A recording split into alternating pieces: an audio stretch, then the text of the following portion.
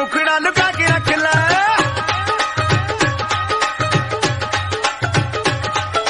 नीमिया तो कुछ चीर पा के रख ले पल्ले विच मुखड़ा लुका के रख ले एवें करी ना किसी दे नाल प्यार मुंडिया तो बच के रही नी तू हुणे हुणे होई मुटियार मुंडिया तो बच के रही नी तू हुणे हुणे होई मुटियार मुंडिया तो बच के Bueno, buenas tardes compañeros y profesor Brian Acuña. En este podcast que vamos a estar desarrollando contamos con la participación de Mariana Sequeira, Daniel Sánchez y mi persona, María José Alfaro. A nosotros nos corresponde hablar del desarrollo de las relaciones entre la India y Japón en el periodo 2015-2019. También su alianza en competencia por la influencia en Asia contra la República Popular de China. Este trabajo se estructura en 4 ejes que serán abordados a lo largo del podcast. Estos corresponden a la cronología en las relaciones de India y Japón, alianzas entre India, Japón y China, también los principales conflictos entre la India, China y Japón, y por último, los proyectos One Belt, One Road y Free and Open Indo-Pacific.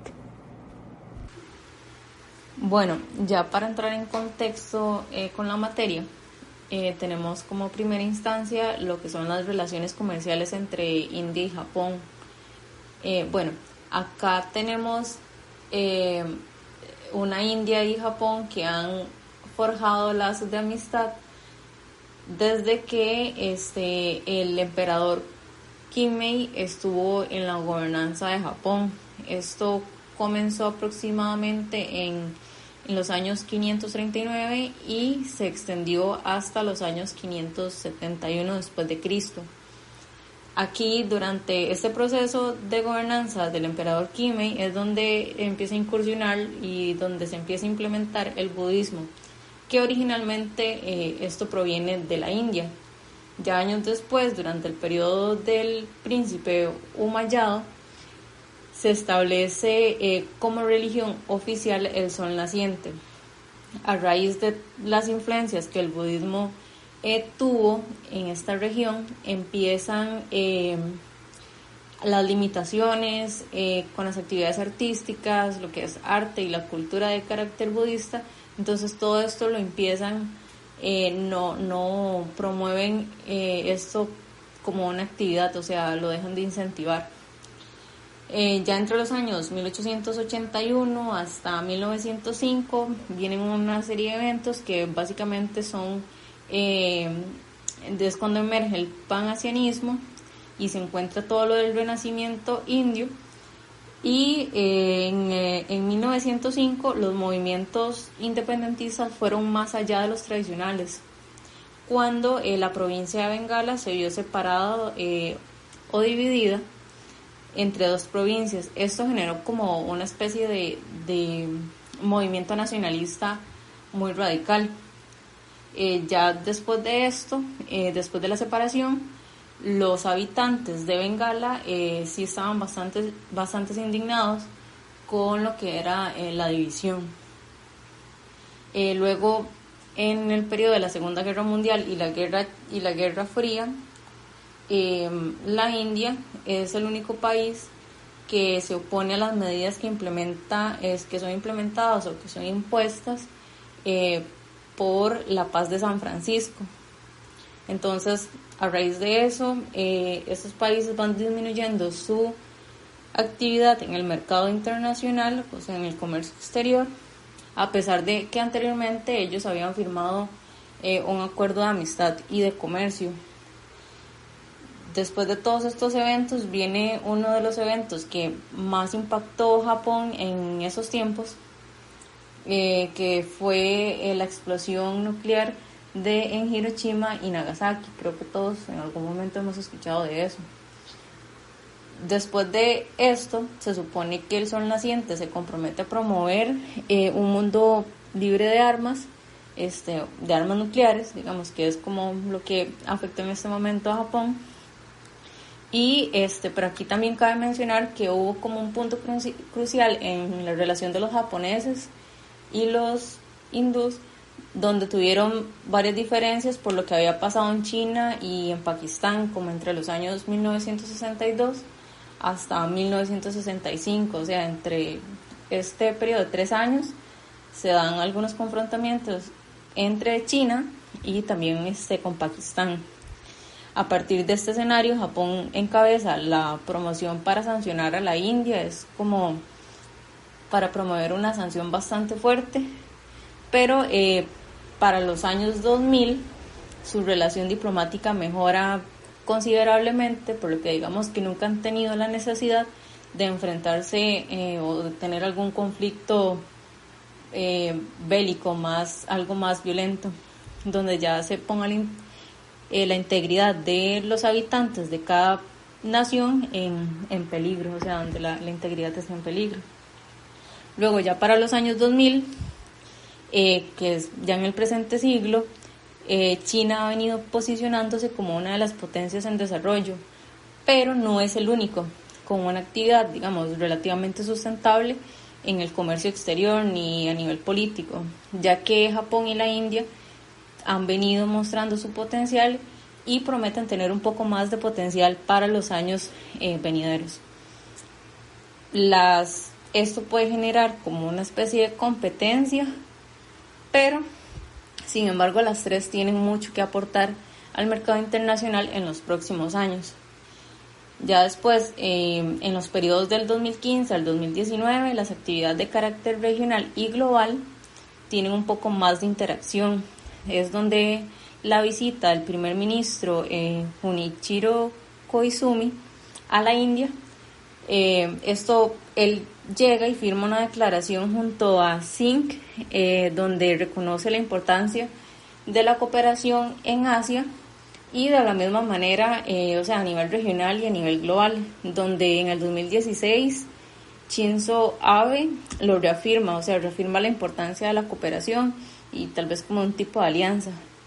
Esto, digamos, lo que resuena con más fuerza en este momento era la seguridad y también la protección al medio ambiente y por otra parte la soberanía energética en esta región. Durante un tiempo, o sea, durante este tiempo intermedio pasan una serie de eventos hasta llegar a inicios del 2016, donde nuevamente Abe y Narendra Modi se reúnen para unos asuntos de seguridad nuclear en Washington. Acá se reconoce se reconoce a la India su crecimiento exponencial y se le llama el motor de crecimiento global, ya que la India ha presentado unos índices a nivel económico bastante buenos y le reconocen su crecimiento económico exponencial. Luego, todos estos escenarios hacen que Japón tenga un interés mayor en mantener la diplomacia comercial con las potencias regionales para más o menos asumir un rol de liderazgo regional. Obviamente esto como posibles potencias, o sea, una condición de una posible potencia. La estrategia que establece a raíz de esto, ya más adelante mi compañero lo va a estar desarrollando con más a fondo. Pero básicamente esto consiste en promover un océano Pacífico libre, donde el rol de liderazgo sea lo primordial dentro de un asunto de democracia y respeto a la ley regional. Y ya para finalizar y darle la palabra a mi compañero, como última instancia, en el 2019, en el margen de cumbre del G20, los ministros de Japón y la India, junto a Donald Trump, en representación de Estados Unidos, indican que estos tres países comparten mismos ideales, dejando en claro su oposición a la influencia china. Bueno, lo que nos corresponde en este segundo apartado es la relación que existe entre India y Japón respecto a China. Hay que acordar que se trata de una historia llena de alianzas y conflictos, especialmente India y Japón contra China, pero que existe un elemento constante y es la lucha por la hegemonía asiática. Ahora, nos parece interesante resaltar el papel de la Asociación de Naciones del Sudeste Asiático, ASEAN, que ha sido un organismo internacional que podemos decir que funciona como plataforma de interacción entre estas tres potencias y el resto de países de la región. Ahora bien, un poco de historia. La ASEAN se funda en 1967. Originalmente no incorporaba a ninguno de estos tres países, pero a partir de la crisis de 1997 se da un consenso a nivel regional de que es importante fortalecer los procesos de integración. Así es como surge la iniciativa ASEAN más 3, que incluye a China, a Japón y a Corea del Sur, y un par de años después surge la iniciativa ASEAN más 6, que incluye, además de los anteriores, Australia, Nueva Zelanda e India. Bien, esta ASEAN tiene gran variedad de áreas de trabajo, por ejemplo, el comercio, la inversión, industria, comunicaciones, energía, etcétera. El aspecto relevante de ella es que promueve la inclusión de estados fuera de la región. Tales son, por ejemplo, países de la Unión Europea, Estados Unidos, el Grupo de Ríos, etcétera, etcétera. De manera que es una iniciativa abierta. Ahora bien, cada uno de estos tres países, digamos, que han venido liderando esta iniciativa, tienen relaciones distintas con la organización. Por ejemplo, China comenzó a fortalecer sus lazos con la ASEAN a partir del 2001. Digamos, ya siendo una potencia regional en ascenso. Desde ese momento asume un papel protagónico al establecer en el 2002 el acuerdo marco sobre cooperación económica amplia.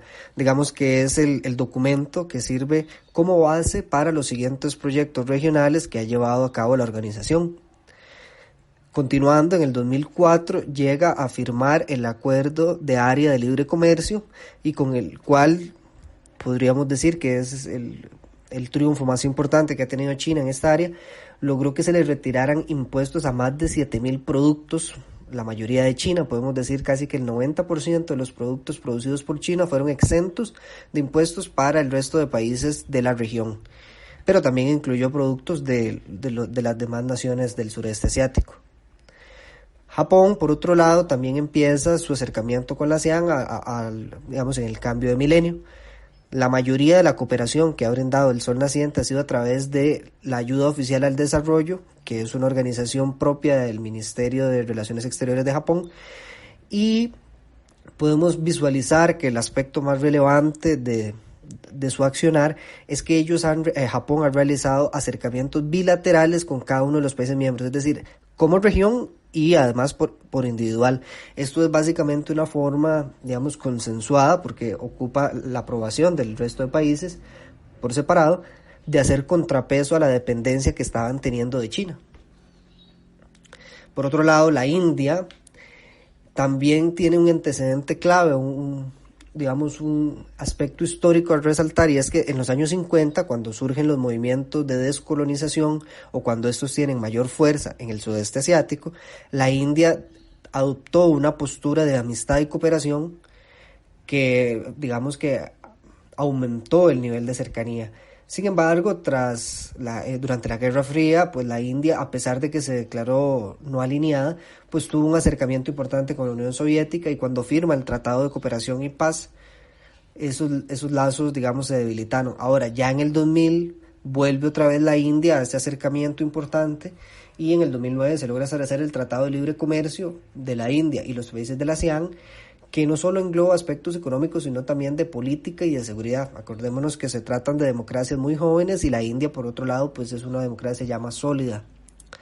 Ahora, la relación que ha establecido India, Japón y China a través de la ASEAN es dual, ya que por un lado, digamos que formaliza esos vínculos de amistad oficiales, ¿verdad?, diplomáticos, pero por el otro lado permite un marco de competencia económica y política por la región. Por ejemplo, los países de la ASEAN están preocupados por las incursiones militares que realiza China sobre el Mar del Sur de China. En este sentido, la India y Japón proporcionan cooperación a las marinas y a las navales de esos países, ya sea dándoles capacitaciones, equipos, para que ellos puedan proteger esta consigna de libre mercado y libre navegación. India y China, bueno, hay que recordar que tienen relaciones bastante complicadas, eso se abordará más adelante. Sin embargo, a pesar de que han tenido conflictos territoriales, fronterizos relativamente hace poco, lo importante es que ambos países insisten, al menos en la manera oficial, que es fundamental esta relación de amistad entre China e India, y que esta relación supera supera cualquier tipo de diferencia, digamos, por ahora, fronteriza. Ahora, es incluso posible afirmar que la relación de dependencia que existe entre India y China es mayor a este acercamiento que se ha establecido entre India y Japón en estos últimos años. Por el otro lado, bueno, Japón y China pues tienen conflictos históricos que abordaremos más adelante, pero también en los últimos años se han acercado, digamos, en un marco de un mundo multipolar en el que Estados Unidos está perdiendo su hegemonía y bueno, China y Japón como principales competidores por la hegemonía asiática también visualizan que Asia se convertirá en un polo y pues necesitan uno del otro para convertir de ese polo el más poderoso. Ahora bien, lo último que se puede señalar en este apartado es que estas amistades se pueden quebrar o se pueden fortalecer a través del COVID-19. Bueno, el siguiente apartado es el de los conflictos entre India, China y Japón. Hay que señalar que estos conflictos son antiguos y son bastantes. A nivel contemporáneo, lo primero es la primera guerra sino-japonesa entre 1894 y 1895, con la cual Japón obtiene el control de Corea que ostentaba China y también la hegemonía asiática que también pues ostentaba China. Tuvo consecuencias funestas porque terminó derrocando la dinastía Qing. En segunda instancia, digamos, se señala también la segunda guerra sino-japonesa que se da dentro del marco de la Segunda Guerra Mundial y que marca un parteaguas ya que se domina propiamente territorio de la China. Japón había abierto sus puertas muy tardíamente a la industrialización y bueno, utilizó como excusa la destrucción de una línea férrea que estaba siendo construida por Japón en territorio chino para volver a invadir. Después de la Segunda Guerra Mundial, bueno, la derrota de los japoneses por los estadounidenses implicó, bueno, que Japón quedó destruida y sin embargo China no pudo volver a ocupar su lugar de hegemón. En el contexto de la Guerra Fría, Japón se convierte algo más parecido en un protectorado de Estados Unidos y presenta entonces un crecimiento exponencial. Por el otro lado, China, más bien con la derrota de Chiang Kai-shek por parte del líder comunista Mao Zedong, digamos que China empieza un proceso de expansión militar pero de pobreza económica. Podríamos decir que solo se empieza a levantar con la llegada de la cuarta generación del Partido Comunista que encabezó Deng Xiaoping y a partir de los años 60 inicia este proceso de socialismo de mercado, un proyecto de apertura hacia el mundo y ese crecimiento favoreció al punto de que en la actualidad ese impulso es el que mantiene ese crecimiento. Ahora, ya China básicamente ha elevado el nivel, digamos, de disputa al encontrarse en estos momentos compitiendo también con Rusia, mientras que Japón, a pesar de llegar a ser la segunda economía del mundo, pues se encuentra en un proceso de pérdida de poderío.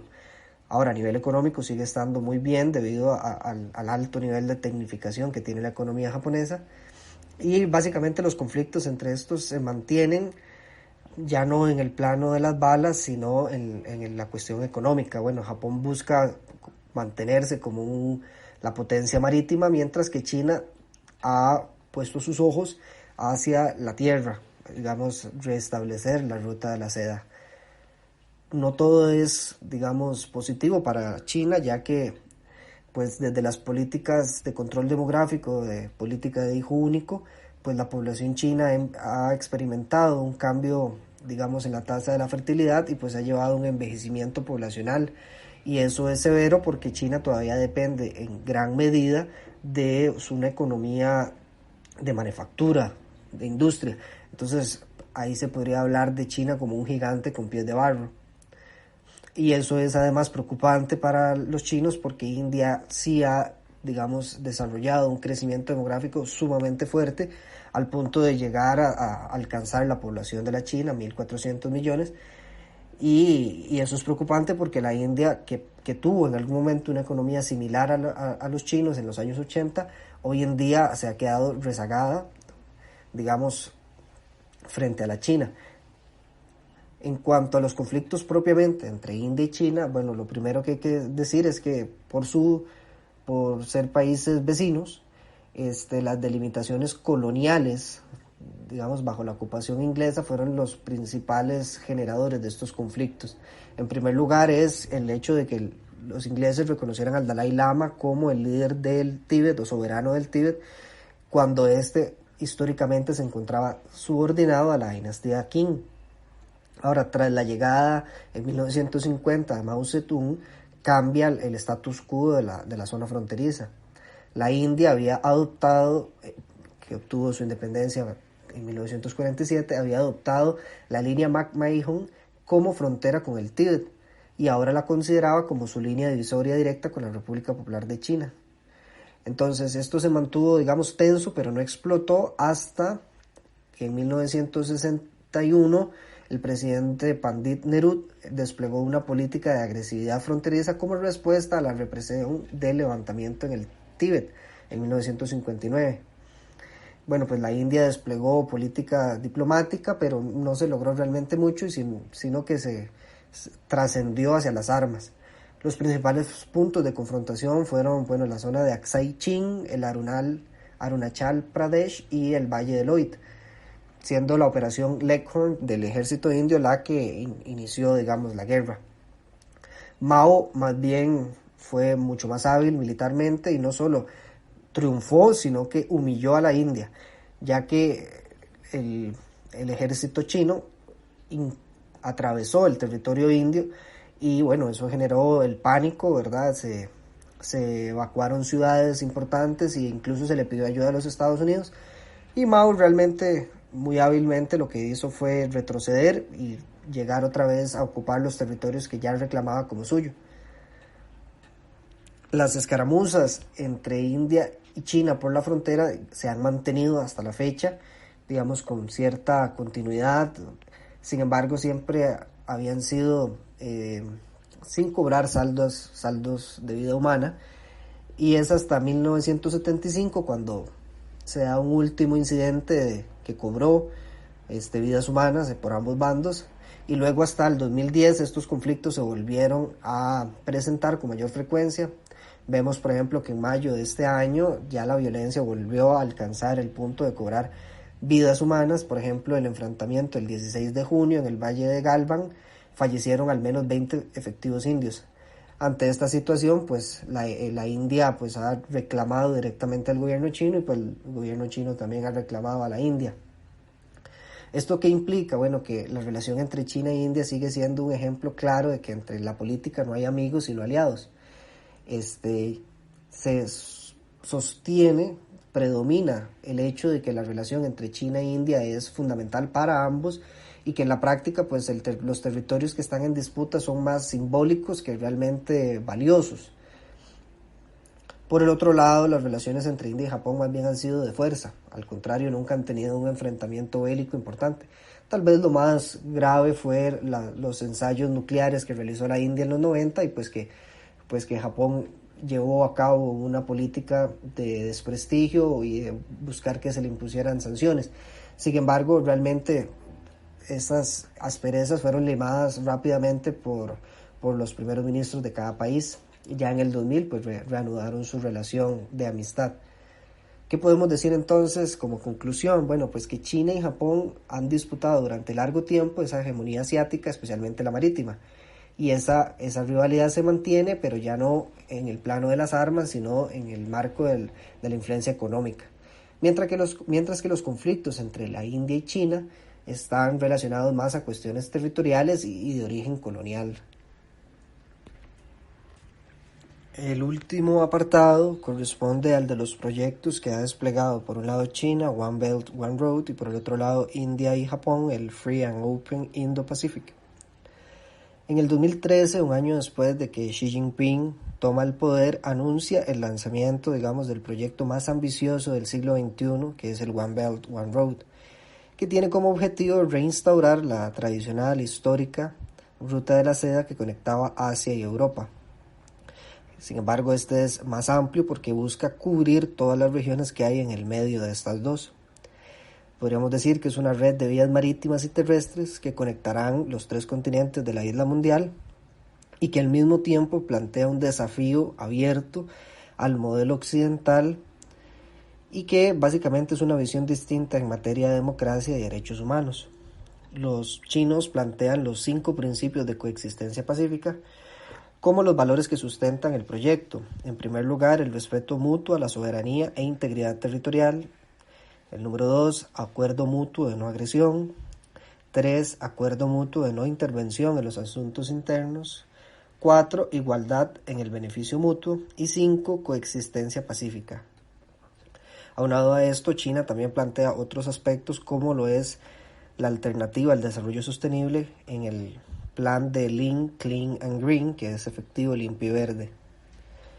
De manera que el aspecto subyacente a este proyecto es eliminar la vulnerabilidad que tiene en estos momentos China frente a los Estados Unidos, puesto que Estados Unidos todavía mantiene la gran parte del Pacífico bajo su control, especialmente el estrecho de Malaca, que es por donde circula el 80% de las importaciones energéticas a China.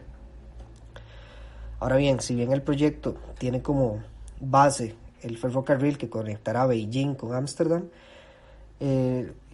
China ha también, invertido en puertos a lo largo de toda la región del Indo-Pacífico y el continente africano para crear una especie de cinturón de perlas. Ahora, para llevar a cabo este gran proyecto, crea lo que se llama el Banco Asiático de Inversión en Infraestructura, BAI, que ya incluso cuenta con el apoyo de los principales socios de Estados Unidos, que son Londres y Berlín. Este proyecto pues deja a todos los países a la expectativa, especialmente Estados Unidos, que ve cómo su hegemonía política se ve atentada, y por otro lado pues las demás potencias asiáticas, India y Japón, pues que creen que no van a poder competir.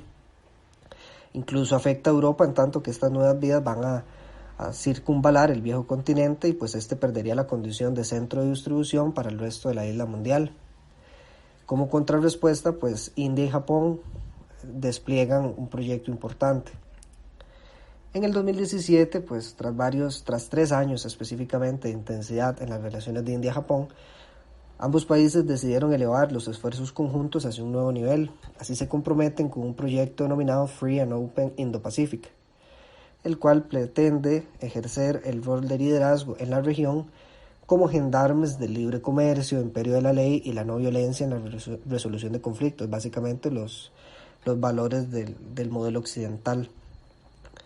El fin que subyace es el de establecer un bloque conjunto para poder hacer contrapeso a la hegemonía china. El tratado que formaliza este proyecto se fundamenta en la protección del derecho internacional. Para que esto sea posible es necesario que la India mantenga ese crecimiento acelerado que ha tenido hasta la fecha.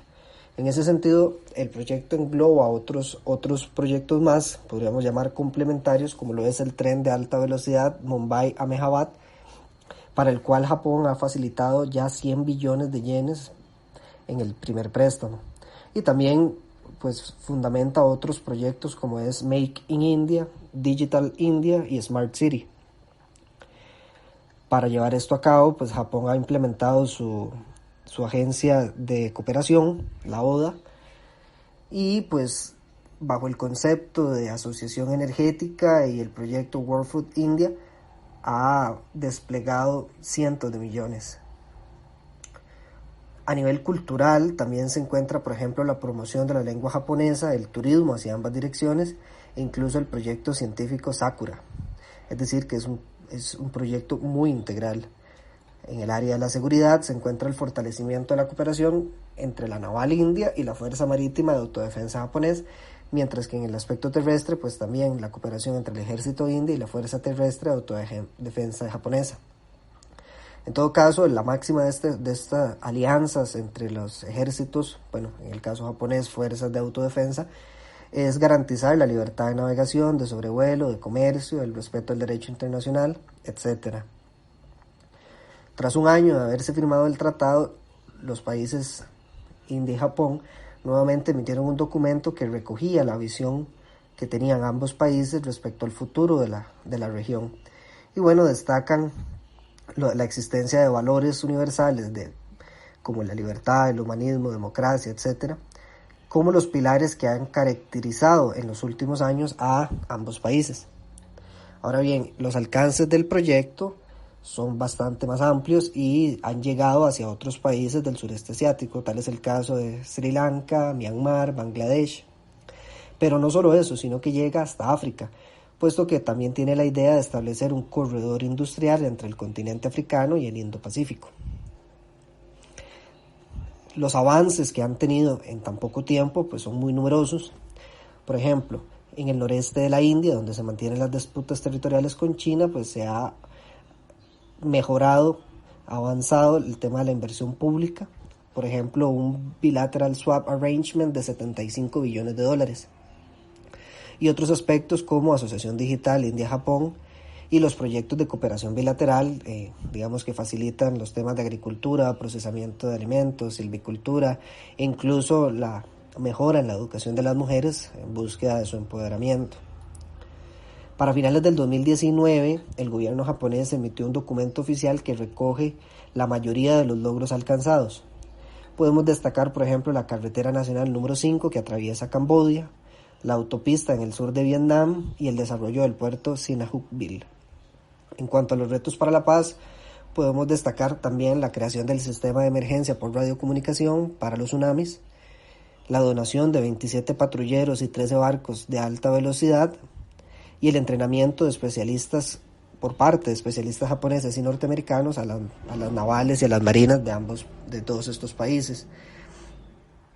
Vemos también, por ejemplo, en materia de infraestructura, la construcción o reconstrucción de la carretera nacional número 9 de Laos.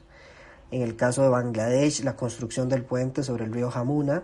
En Vietnam, la construcción del puerto Lach Huyen. En Myanmar, también la construcción de la zona económica especial Tilagua. Bueno, también podemos decir que resultados del mismo orden se han encontrado, se han obtenido en Indonesia, en Malasia, en Mekong, en Sri Lanka.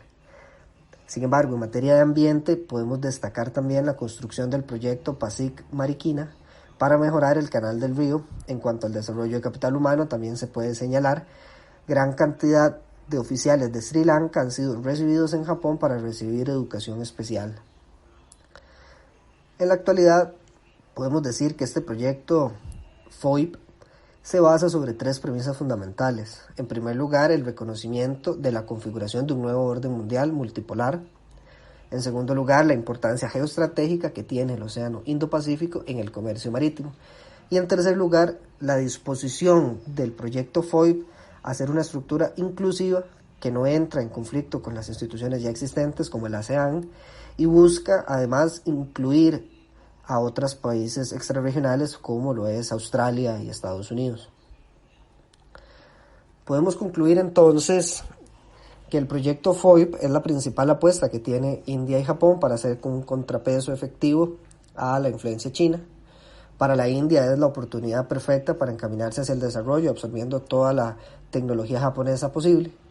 Para Japón es la posibilidad de adquirir un mercado más amplio, y para Estados Unidos la posibilidad también de hacer contrapeso a la hegemonía china. Mientras que para China el proyecto FOIP efectivamente implica un gran reto, pero no es una catástrofe, porque por sí mismo el proyecto One Belt, One Road tiene una solución. El aspecto fundamental de la nueva ruta de la seda es un ferrocarril que conecta Pekín con Ámsterdam, de manera que el seguro a ese ferrocarril es el cinturón de perlas del que ya hablé. En tanto, la disputa de la hegemonía marítima no le haría el mayor problema, o al menos no supondría una catástrofe, en tanto que China pueda conectarse terrestremente con el resto de la isla mundial.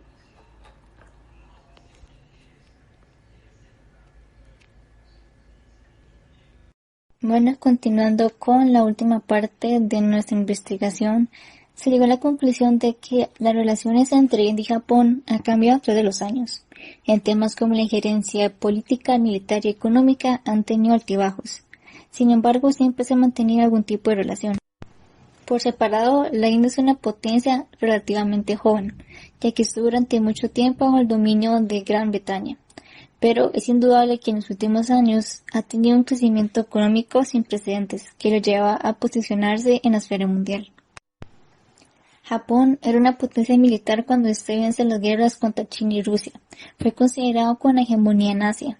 Pero, tras los lamentables hechos de la Segunda Guerra Mundial, Hiroshima y Nagasaki, Básicamente se volvió un protectorado de los Estados Unidos, perdiendo gran parte de su periodo militar. Pero este mismo proteccionismo lo ayudó a levantarse de nuevo y volver como una potencia económica, logrando ser la segunda economía mundial. Su reto más grande es el crecimiento económico de su eterno rival China, por lo que Japón ha desarrollado una minuciosa política exterior.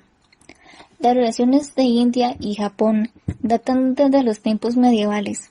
Estos se distanciaron durante el periodo de la Guerra Fría. Pero, con el cambio de era, las relaciones diplomáticas a cargo de sus representantes se han ido uniendo cada vez más. Este acercamiento no trata solo de la ganancia económica, sino trasciende a elementos culturales, sociales y políticos. Mediante el proyecto Indo-Pacífico Abierto y Libre se manejan estas prácticas de influencia. El FOIP fue creado en 2014 como una respuesta hacia el megaproyecto One Belt, One Road de China, que busca la reactivación de la antigua ruta de la seda mediante el establecimiento de una ruta ferrocarrilera que conecte a Beijing con Ámsterdam y lo que se interponga en el camino, más la consolidación de una vía comercial marítima que circunvale Europa. Algo muy importante que se quiere crear es una red global de comercio que Estados Unidos no pueda parar. Este proyecto tiene como finalidad garantizar el libre comercio, navegación y respeto al derecho internacional, en un marco de democracias sólidas y prósperas, a lo largo de ambos mares. Esta es una clara representación de las alianzas contra los muy conocidos préstamos que otorga China, casi que alrededor del mundo, cuya finalidad verdadera es adueñarse de la infraestructura comercial como lo son los puertos, aeropuertos y carreteras. El FOIP tiene como objetivo el crecimiento económico indio a través de la inyección masiva de capital, tecnología y productos japoneses. Este trato sirve para los dos, ya que la India obtendría un socio comercial permanente y Japón mano de obra, mientras se estrechan relaciones con otros países para que estos no dependan de China y se unan a su proyecto. Los esfuerzos realizados por dos países hasta el momento han destacado en obras de infraestructura, puentes, carreteras y puertos, en seguridad, capacitación militar, en ambiente, proyectos de sostenibilidad, en cultura, enseñanza de la lengua japonesa. Inversión, tecnología, agricultura y empoderamiento de la mujer también son uno de los cuantos. Esto por supuesto no se compara con el avance chino, pero el FOIP tiene apoyo de países como Estados Unidos y Australia, que miran con recelo a su contrincante asiático. Con la coyuntura internacional de la pandemia por el coronavirus, estos dos proyectos se pueden ver afectados o beneficiados en ambas partes. Todo depende de cómo se maneje. Para cerrar, el FOIP no representa los mismos riesgos para China que One Belt, One Road representa para India y Japón. Definitivamente las relaciones sino-japonesas no irán sino estrecharse más en su afán de hacerle contrapeso a la China. Es importante recordar que estos estados, estas potencias no necesariamente tienen una relación de amistad, simplemente es una relación que sale de la necesidad de poder hacer frente a el megaproyecto chino, ya que es bastante conocido, como mencioné anteriormente, por ejemplo, los préstamos que hace China a muchos de los países que están en vías de desarrollo para que así de alguna u otra manera China tenga más injerencia estratégica en estos países que generalmente habían estado más del lado de los Estados Unidos, pero con todo ese cambio de los gobiernos con Estados Unidos, con Donald Trump, obviamente que varios países han sido más fácilmente persuadidos por China a unirse a este tipo de megaproyectos como lo es en este caso One Belt, One Road.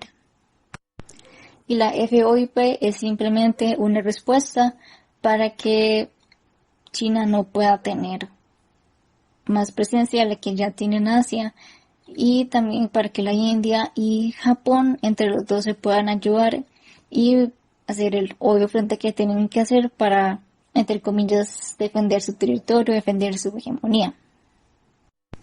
Es un tema bastante interesante porque si China realmente logra crear, consolidar este plan y se empieza a aplicar, no solo que sea algún tipo de amenaza hacia los Estados Unidos y demás potencias, realmente cambiaría todo el esquema internacional porque básicamente China pasaría a ser la mayor potencia, pasaría a tener la hegemonía mundial y Estados Unidos quedaría en el olvido como lo ha estado haciendo en los últimos años y meses con el regreso de su rival ahora, chino. Porque sería importante ver cómo se sigue comportando esto, más sumándole la coyuntura de la pandemia por el coronavirus, que como se decía anteriormente, los puede afectar o los puede beneficiar. Simplemente habría que esperar para ver cómo se sigue comportando el sistema internacional en este caso. A mí sí nos pareció un tema bastante interesante, entonces esperamos que a ustedes también les parezca interesante y puedan crear su propio criterio de qué es lo que pasará con estas relaciones, si se toca con interés que no se debió tocar o si ya dejan de ser tan amistosos como lo eran, como lo que pasó hace unas semanas con China e India, con su no limitada frontera. Son conflictos que no escalaron a más, pero pudieron haber hecho perfectamente, estaríamos con otra situación más en el mundo. Entonces esperamos que les haya gustado bastante y que puedan pensar un rato. 羽ばたいたら戻らないと言って目指したの